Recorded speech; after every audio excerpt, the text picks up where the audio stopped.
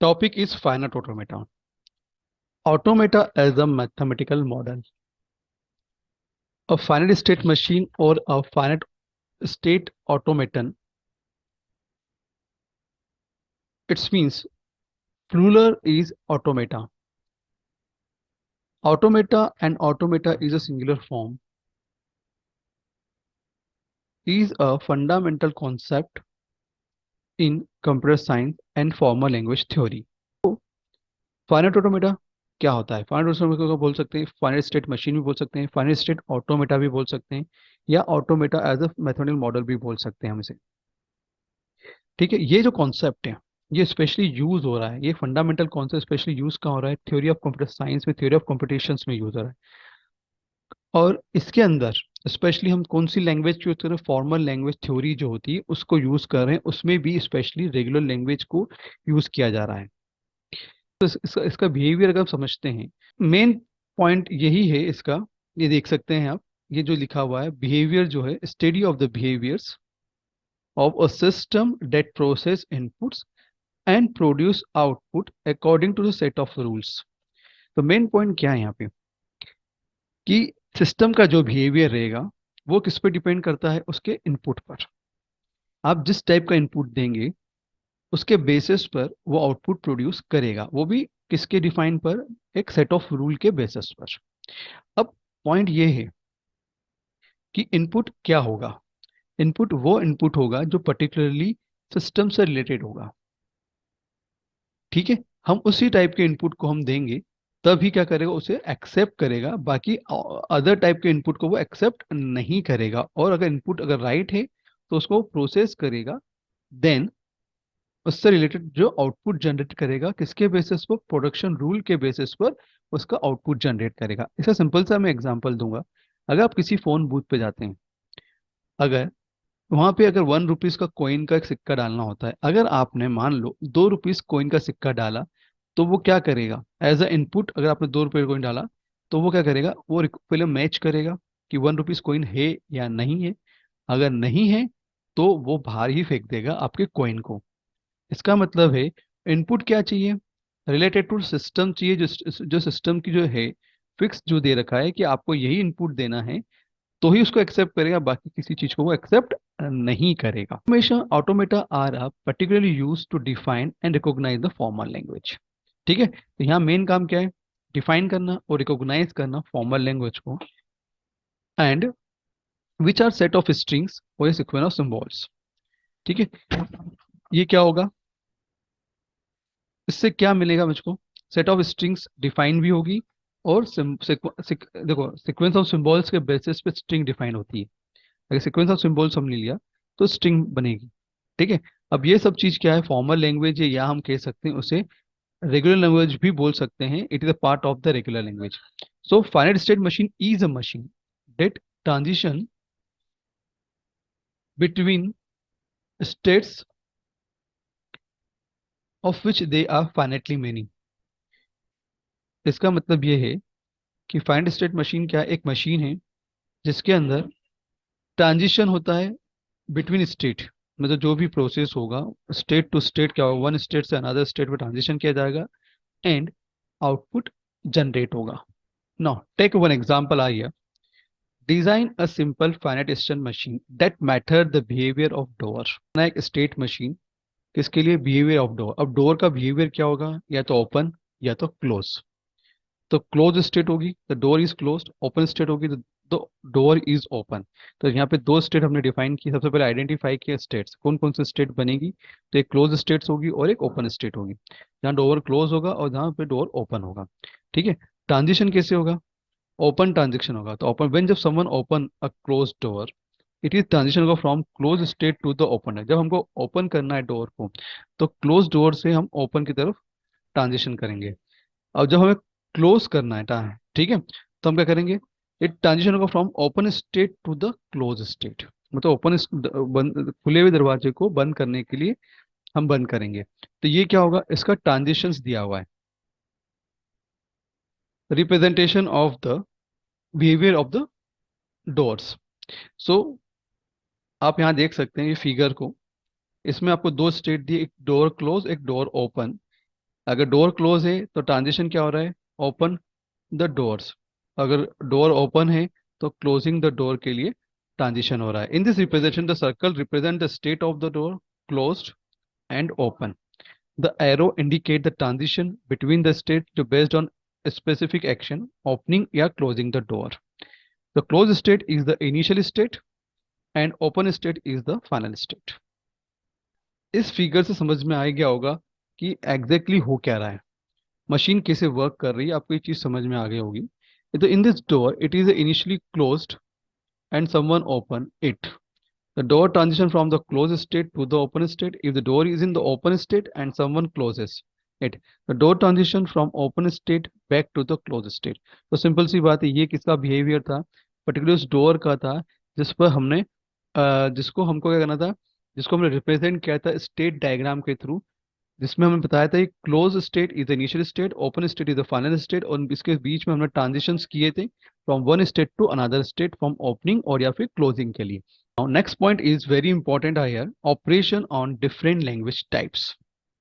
ठीक है, तो final state automaton is a versatile mathematical model जो that can be used to operate on different type of language. Different type of language कौन कौन सी है वो हम समझते हैं। Let's explore the various type of language जो that a finite automata can work with। मतलब स्पेशली finite automata कौन कौन सी लैंग्वेज के साथ कंफर्टेबल है, हम उसकी बात कर रहे हैं यहाँ पे, जिसपे हम इजीली, वो जो लैंग्वेज इजीली रन हो सकती है किस पर, फाइनाइट ऑटोमेटा है। First regular language.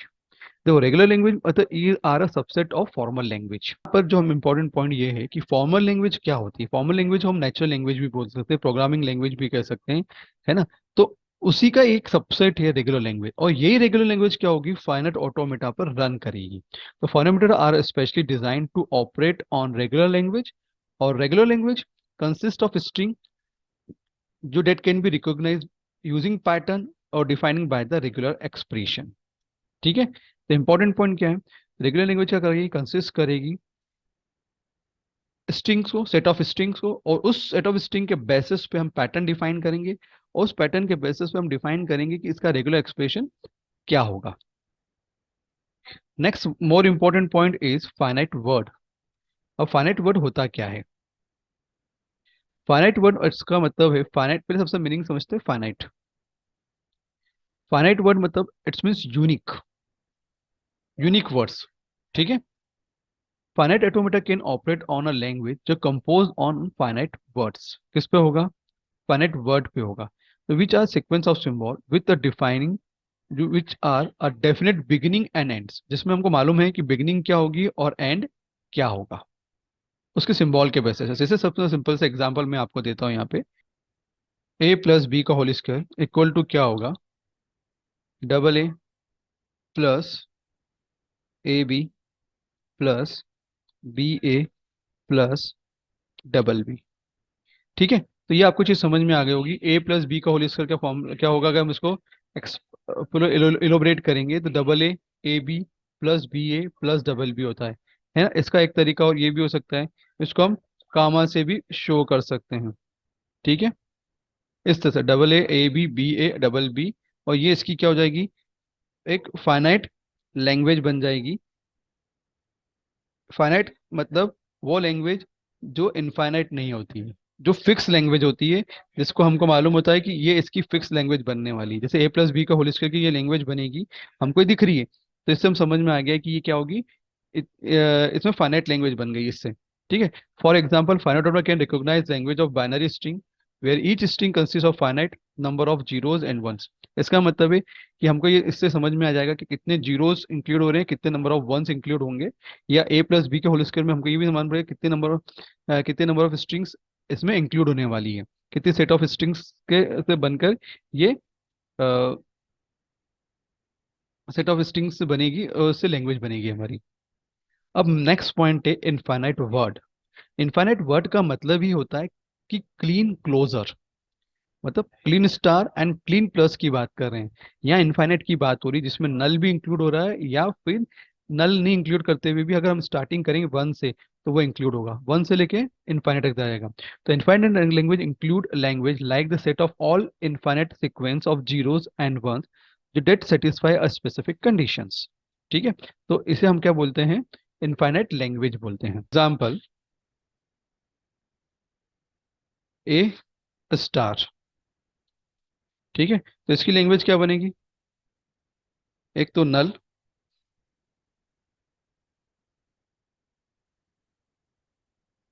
Comma, A, comma, double A, comma, triple A, dot dot dot. ठीक है, तो ये क्या होगी? इसकी लैंग्वेज बनेगी जो इनफाइनाइट तक जाएगी। ठीक है, तो फर्स्ट टू इंपॉर्टेंट पॉइंट थे फाइनाइट और infinite.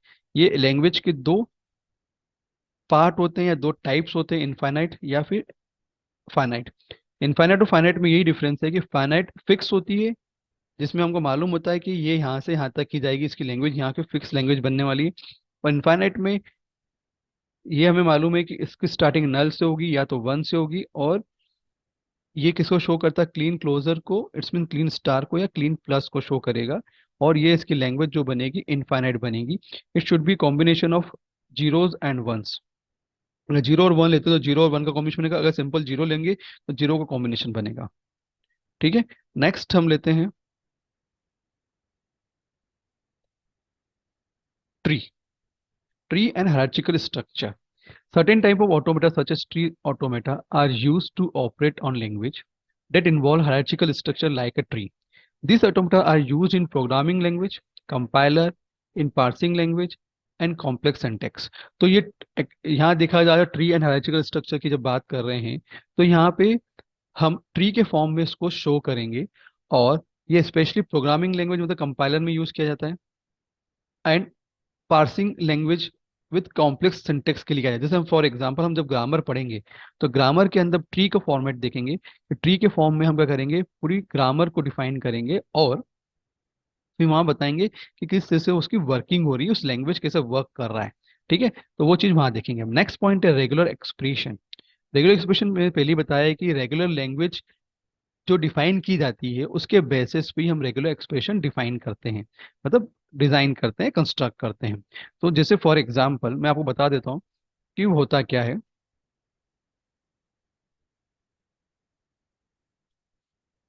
A, comma, double A, comma, triple A, comma, four time A, dot dot dot. ठीक है, अब आपको क्या करना है? ये आपके पास एक रेगुलर लैंग्वेज है, इसका क्या डिफाइन करना है? रेगुलर एक्सप्रेशन डिफाइन करना है। तो आपको सबसे पहले पैटर्न देखना पड़ेगा कि पैटर्न क्या है। तो पहला ए है, उसके बाद फिर एक ए जुड़ा, फिर एक ए जुड़ रहा है, हर बार एक एक एक जुड़ते जा रहा है और वो इंक्रीज होता जा रहा है। तो इससे हमको समझ में आ रहा है कि इसका आंसर क्या होगा? ए की पावर प्लस। ठीक है, ये इसका आंसर होगा। तो ये होता है रेगुलर एक्सप्रेशन। Input language. अब इनपुट लैंग्वेज होती क्या है? Next, very very important, the finite automaton can work with various type of input language including those used in programming, natural language and more. For instance, they can be used for validate programming code for synthetic correctness. तो input language किसकी बात कर रहे हैं? हम जो input देते हैं, तो इनपुट किस टाइप का हो सकता है? प्रोग्रामिंग कोड भी हो सकते हैं, नेचुरल लैंग्वेज भी हो सकती है, और हम जो थ्योरी ऑफ कंपटीशन के अंदर जो regular expression regular language use करने वाले हैं हम उसकी बात भी कर सकते हैं। तो ये सब चीज जो लैंग्वेज हम यूज करने वाले हैं वो क्या होना चाहिए? वैलिड होनी चाहिए पर्टिकुलर मशीन के लिए, और उसके बेसिस पे वो क्या करेगा? उसके आउटपुट जनरेट करेगा।